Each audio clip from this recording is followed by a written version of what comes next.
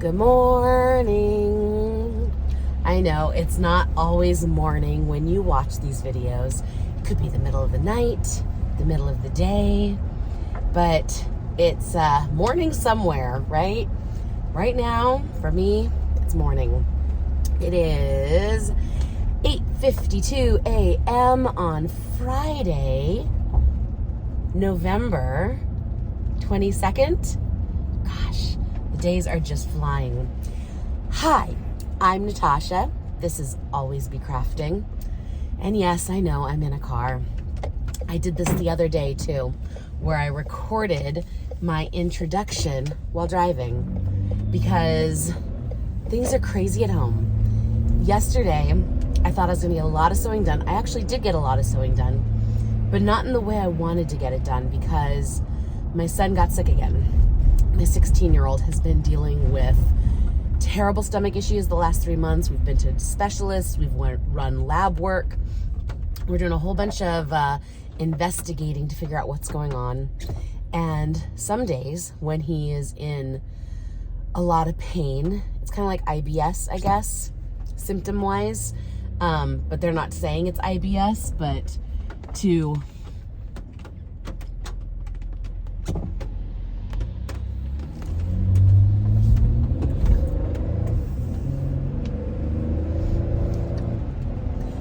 adequately describe it to other people, IBS, I think people understand what that means as far as what those symptoms are. And it's been debilitating. Of course, we're watching because he has type 1 diabetes. We watch for other autoimmunes because autoimmune diseases tend to piggyback on each other. So we're writing down all the foods he's eating, when he's experiencing these symptoms, what's happening, and trying to look for correlations. So far, the only correlation we have been able to find with the onset of these symptoms and what's going on in his life, they all seem to occur after some sort of stressful situation, like a specifically stressful situation.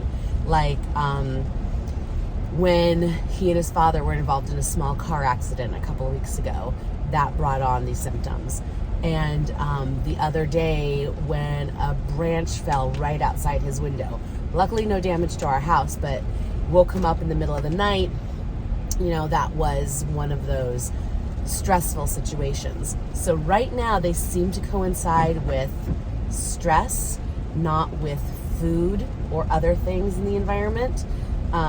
So fingers crossed we can manage this, because if something specifically stressful happens, then he knows that this could become a problem, and then he can mitigate those factors right away. He can be like, okay, my body just went through a very stressful, specific incident. That means it's going to create such and such and such event.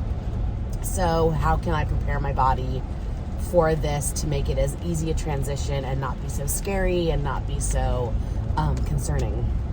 That's fingers crossed what we have discovered. But again, we're still in process, you know, we're still here in the middle of it. But right now, I think that's where we've landed based on the journaling and the lab work and everything else. Okay, so that was a lot of background information on my poor son and his belly. Yesterday, he had one of those situations yesterday morning. Hi, if you've been here before, thank you so much for coming back. If you're new here, boy, do I have a story for you. So my little town recently has undergone a number of weird explosion type sounds. No one can find where they are. One of them, the third one, because again, everyone's like, what is going on? There's like these really weird, like loud rumble or a loud pop or something that sounds kind of like an explosion. And then there's no fire, there's no emergency, there's just dogs and cats going crazy and Ring cameras shaking and people going, what was that? So the third of these events we were able to discover was a very, very, very small earthquake. Now, the area I live in is not known for earthquakes, but we did experience an earthquake. Not our area was not an epicenter, but we experienced an earthquake that had happened like 30 miles away back in April, and we felt those waves. But the epicenter, like I said, it was a much larger earthquake. The epicenter was at least 30 miles away. It might have been even a little bit more, like 35, 40. And that was the first earthquake most people around here had felt, because this is not, we're on the Northeast. We're in Connecticut. This is not earthquake land. I grew up in California. I grew up in earthquake land. This is not earthquake land. So, like I said, the third one was definitely an earthquake, about a 1.5 on the Richter. It just happened to be, the epicenter happened to be much closer to where I live. Okay, not a big deal. So people are feeling a little bit more calm, like, okay, an earthquake is unpredictable, unavoidable, but hey, at least we know what it was. It's not, you know, some weirdos in the woods creating a bomb factory, right? So people are feeling a little calmer about that. But then we heard last night, like the night before, 2 nights ago, as we're getting ready for bed, like huge cracking sound and something falling. And we thought, okay, that had to be a tree somewhere, something fell, because that sounded very much like a crack of a branch or something, and it had been raining and such. But my son, who's so wound up, and he hears this sound, and then we get the heavy rain, and the rain stresses him out. It has for probably his entire life, as far as I can tell. He hates thunderstorms. That I think was enough to kind of trigger yesterday's incident. So yesterday, the symptoms started in the afternoon, like, I don't know, 3 o'clock, 4 o'clock in the afternoon after school. But when he gets that way, he's kind of like, yeah, Mom, can you just hang out with me? I don't want to be alone. No problem. So I went down and I got to be in the basement sewing room. So I got to be sewing and hanging out with him. And we watched not 1, not 2, but 3 Muppet movies. And I have no regrets. I told him I will always hang out with him and be with him and be by his side for whatever he needs. If that's what he needs, you know, that body doubling, I'm there. And I'm glad I got to do it. And he even said, he's like, God, this really worked out for you, because you got to do a lot more sewing. And I was just like, yes, it worked out for me. I did get to do a lot of sewing yesterday. But not the way I would have wanted it. And because I was with my son, I wasn't recording any of it. So everything I recorded yesterday happened before that time, like 3 o'clock, 4 o'clock in the afternoon. I think it was like 4 o'clock, actually. So all of that sewing that happened yesterday, all the filming I did yesterday, all of that was before 4 p.m. And then I did a whole bunch more sewing. Awesome.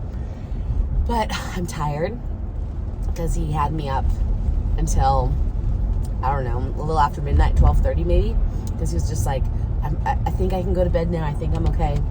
He stayed home today because he's exhausted, and I can't blame him. I'm exhausted. But what do I do when I get up in the morning and shower? I start sewing. So I've already sewn. I set the timer on my phone for 32 minutes. That's all I had, was 32 minutes before I had to leave for work. By the time I got down to the basement, I had 32 minutes. And I actually did a lot of sewing, and I'm really pleased with the bag that's in process right now. I think it's going to be finished for tomorrow. I still have to finish up a lot of stuff, so there's going to be a lot of sewing this afternoon. Because I have to, because he did not go to school, I don't have to worry about taking that 2-hour drive in the middle of my day. So that's a bonus. And tonight I get to pick up my college son, who's coming home. Yay! His bus does not get in. They do like a charter bus from the university down to a town that's like half an hour away. So I will have to drive, because they don't leave the university until like 5 p.m. and I don't think they get into the town that's like half an hour away from us until 11 p.m. So I will have to drive late at night, and I'll be up late at night, which stinks, only because I have to be out early tomorrow morning for the first craft show of the season. Yes! Our first holiday market, and It snowed a little bit last night, so now I'm kind of feeling like, all right, it's the holidays. I'm ready. And plus, watching the Muppet Christmas Carol last night kind of put me in the mood also. So I'm feeling good. The bag I was sewing this morning is a Santa Claus bag. It's a pink retro Santa. It's totally adorable. I bought the fabric over the summertime. I just picked it up while I was picking up something else. I just thought it was adorable. Completely forgot about it. Found it last night when I was looking for something else. And I was like, oh, I have to use it. I have to make at least 1 or 2 bags before the first holiday market. I hope people love it as much as I do. And I hope that I can get everything done today. Finish as many bags as I can finish. Because, you know, I bit off a lot more than I normally do. Mostly because, and I'm sorry if you've been here and I'm repeating myself, but the craft fair, the market, holiday market that I am doing tomorrow morning is at a nature center.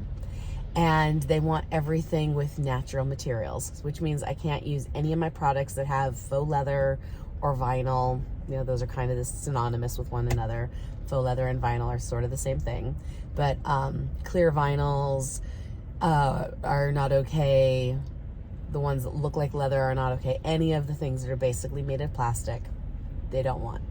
They only want natural materials. So a lot of my bags that are already previously made are usually a combination where I have quilting cotton and vinyl together, and now all of those bags I can't bring. But I had recently, when I signed up for this thing, I was like, oh, that gives me a reason to buy a lot of all this beautiful canvas. So I have to just make more canvas bags because I went crazy on the canvas. I have pink, I have 2 kinds of yellow, I have green, I have purple, I have black, I think I have like turquoise blue. I've got plenty of canvas to use. So I've been trying to make things, but I don't know if I organized my time right. Who knows anymore? But everything I've been making this past month has been specifically out of natural materials. So I could specifically bring it to this holiday market, and then whatever doesn't sell will of course move on to the next one. I hope there's a good variety though, because that's always my concern. I don't want to have just tote bags. I like having tote bags and pouches and, you know, accessories, because even though ABC stands for Always Be Crafting, it also, in my world, stands for accessories, bags, and crafts. That's what I make. I make accessories, bags, and crafts. So the B is pretty important because I make a lot of bags, but those accessories I think are also important, like scrunchies and bookmarks, because home accessories, decorations, etc. So anyways, I am now pulling into work. There's a little bit of traffic ahead of me, a little bit of traffic around me, but I'm here. I will hopefully find a parking space because, like I said, it's rainy and snowy, and it is the time of day where all the children are being dropped off for their preschools and their daycares, and the parents kind of park willy-nilly, if you will, because it's crazy. It's a busy time. So wish me luck finding a parking space. Thank you so much for listening. When I am back home after work, I will try to get a better camera angle set up so I can film, and you can see everything I'm making, and maybe I'll even have something other than just making today. Maybe. But it is Daily Makes videos. Daily Makes November, so if it's just making, I think that's okay. Hopefully it's not just making a mess, because I'm really good at that. All right, thank you for listening. Gotta focus now. Bye.